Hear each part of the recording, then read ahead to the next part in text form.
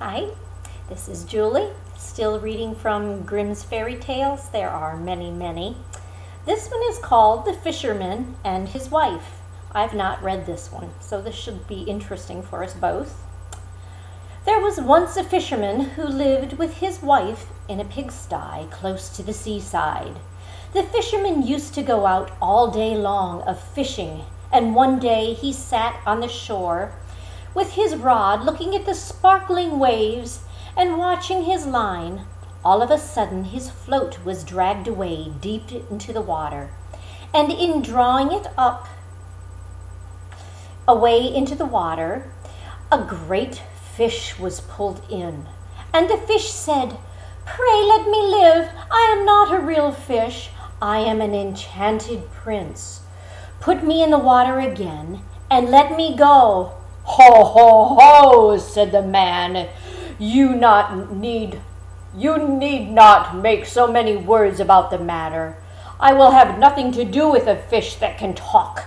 So swim away, sir, as soon as you please." And then he put him back into the water, and the fish darted straight down to the bottom and left a long streak of blood behind him on the wave.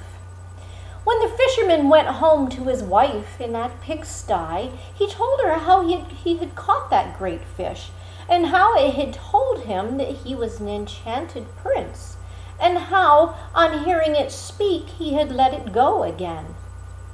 "Didn't you ask it for anything?" said his wife. "Why, we live in this old, wretched pigsty here, in this dirty pigsty. Do go back and tell that fish that we want a snug little cottage." The fisherman did not much like the business, however. He went to the seashore, and when he came back, there the water looked all yellow and green, and he stood at the water's edge, and he said, "Oh, hark of the sea, hearken to me. My wife Isabel will have her own way, and hath sent me to beg for a boon to thee." And then the fish came swimming to him and said, "Well, what is her will? What does your wife want?" "Oh," said the fisherman, "she says that when I caught you, I ought to have asked you for something before I let you go. She doesn't like living any longer in that pigsty, and she wants a snug little cottage." "Go home then," said the fish. "She is in that cottage already." So the man went home and saw his wife at the door of a nice, trim little cottage. Come in," she said. "Is this not much better than that filthy pigsty we had?" And there was a parlor, and there was a bedchamber, and a kitchen, and behind the cottage there was a little garden, planted with all sorts of flowers and fruits, and there was a courtyard, and behind that courtyard it was full of ducks and chickens. "Oh," said the fisherman, "how happily we shall live now. We will try to do so." "Well, at least," said his wife. Well, everything went well for a week or two, and then the Dame Isabel said, "Husband, there is not near room enough for us in this cottage. The courtyard and the garden, well, there's a great deal. They are much too small. I should like to have a large stone castle to live in. Go to that fish again and tell him to give us a castle." "Wife," said the fisherman, "I don't want to go to him again, for perhaps will be angry. We ought to be easy with this pretty cottage to live in." "Nonsense," said the wife. "He will do it willingly. I know. Go along and try." Well, the fisherman went, but his heart was very heavy, and he went to the sea, and it looked blue and gloomy, though it was calm, and he went close to the edge of the waves, and he sang, "O man of the sea, hearken to me. My wife Isabel will have her own will, and hath sent me to beg a boon to thee." "Well, what does she want now?" said the fish.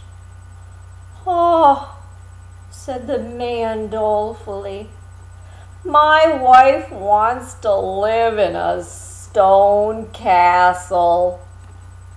"Well, go home then," said the fish. "She is standing at the gate of it already." So away went the fisherman and found his wife standing at the gate of that great castle. "See," she said, "isn't this grand?" Well, with that, they went into the castle together and found a great many rooms, and many rooms richly furnished, and golden chairs and tables, and behind the castle there was a garden, and around it was a park a half a mile long, full of sheep and goats and hares and a deer, and a courtyard with stables, and there were cow houses. "Well," said the man, "now we will live cheerful and happy in this beautiful castle for the rest of our lives." "Perhaps we may," said the wife, "but let's sleep on it before we make up our minds to that." So they did. Well, the next morning when Dame Isabel awoke, it was broad daylight. She jogged up the fisherman with her elbow, and she said, "Get up, husband. Wake yourself up. We must be king of this land." "Wife, wife," said the man, "why would I want to be king? I will not be king." "Well, then I will," she said. "But wife," said the fisherman, "how can you be king? The fish cannot make you king." "Husband," she said, "say no more about it, but go and try." "I will be king." So the man went away quite sorrowful to think that his wife would want to be king.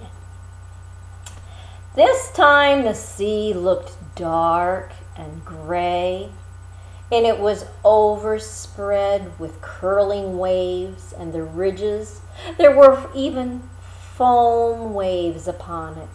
He cried out, "O man of the sea, hearken to me. My wife Isabel will have her own way. He sent to me to beg of thee." "Well, what should she want now?" said the fish. "Alas, alas," said the poor man, My wife wants to be the king." "Well, go home," said the fish. "She is the king already." The fisherman went home, and as he came close to the palace, he saw a troop of fish soldiers, heard the sound of drums and trumpets, and when he went in, he saw his wife sitting on a throne of gold and diamonds, with a golden crown of gold on her head, and on each side of her stood 6 fair maidens, and each head was taller than the other. "Well, wife," said the fisherman, "are you the king?" Oh, yes, I am. I'm the king," she said. And he looked at her for a long, long time. "Well, wife, what a fine thing it is to be the king. Now we shall never have any more wishes for as long as we live. I don't know how that may be." She said, "Never is a long, long time. I am the king, it is true, but I begin to be tired of that, and I think I might want to be the emperor." Husband, go to the fish." "Oh, wife," replied the fisherman, "the fish cannot make you the emperor. I am sure of that, and I should not like to ask him for such a thing." "I am your queen." "I am your king," said Isabel, "and you are my slave. Go at once."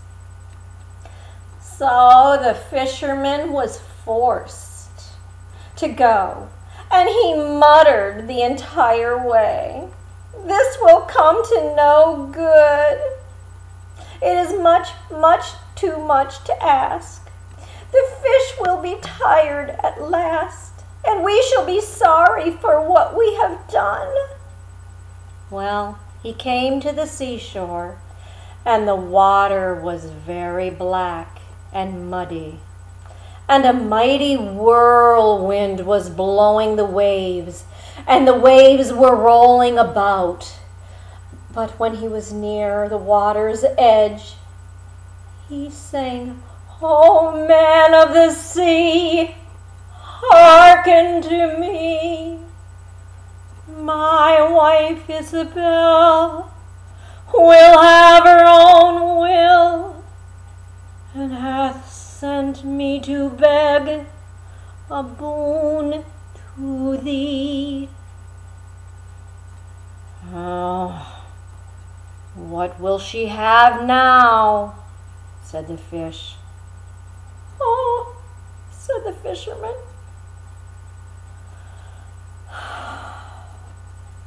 "she wants to be the emperor." "Go home. She is the emperor already." So he went home, and as he came near, he saw his wife Isabel sitting on a very lofty throne made of solid gold, with a great crown on her head 2 yards high. And on each side of her stood her guards and her attendants, each one smaller than the other, all the one down to the tiny one as big as my little finger. Before her stood princes and dukes and earls. And her husband, the fisherman, went up to her and said, "Wife, are you emperor?" "Yes," she said, "I am the emperor." "Ah," said the man as he gazed upon her, "what a fine thing it is to be the emperor." "Husband, why should I stop at the emperor? I want to be the Pope next." "Oh, wife. Oh, wife. There is but one Pope at a time in all of Christendom." "Husband, I will be Pope this very day." "The fish cannot make you the Pope." "What nonsense," she said. "If he can make an emperor, he can make me the Pope. Go try." So the fisherman went. He came to the shore, and the wind was raging, and the sea tossed up and down in boiling waves. And the ships were in trouble, and it rolled fearfully upon the tops of the mountains. And in the middle of the heavens there was a little piece of blue sky. But towards the south it was all red, and then there was dreadful storms. At this sight the fisherman was dreadfully frightened. He trembled so that his knees knocked together, but still he went to the shore and sang, "O man of the sea, hearken to me. My wife Isabel will have her own will, hath sent me to beg a boon to thee." "What does she want now?" said the fish. My wife wants to be the Pope." "Go home. She's the Pope already." So the Pope went home and found Isabel sitting on the throne that was 2 miles high. And she had 3 great crowns upon her head, and around her stood all the Pope and the power of the church. And on each side of her were 2 rows of burning lights of all sizes, and the greatest as large and as highest as the tower of the world. And the least was no bigger than a small rushlight. "Wife," said the fisherman, as he looked upon her in all her greatness, "you are the Pope." "Yes," she said, "I am the Pope." "Well, wife, it's a grand thing to be the Pope. You can hope for nothing greater." "I will think about that," said the wife. Then they went to bed. But Dame Isabel could not sleep all night, thinking about what she would be next. As she was dropping asleep, morning broke, and the sun rose. she said. And she woke and looked through the window. "After all, I cannot prevent the sun from rising." At this thought, she got pretty mad. "Husband, go to the fish and tell him I have to be lord of the sun and of the moon." The fisherman was still half asleep, but the thought frightened him so much that he was startled and fell out of bed.